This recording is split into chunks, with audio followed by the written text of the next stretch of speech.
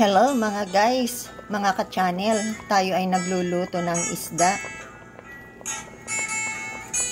Ito, malapit na siyang maluto, konting kulo pa.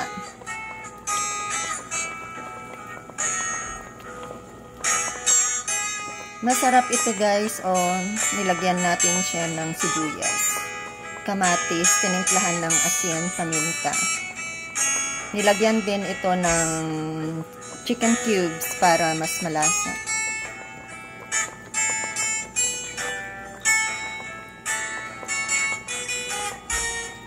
Kumukulo na siya, kulong-kulo na talaga.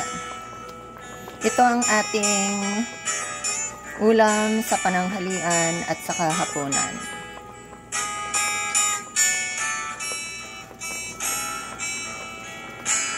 Ganito lang guys magluto ng isda.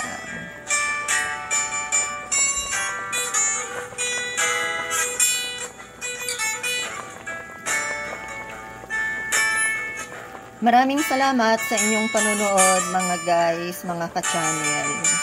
Sana tangkilikin nyo ang aking mga videos, panoorin. Like and subscribe sa aking channel, Sonia's Channel po lamang. Marami pong salamat. See you again next time sa aking susunod na video. Bye!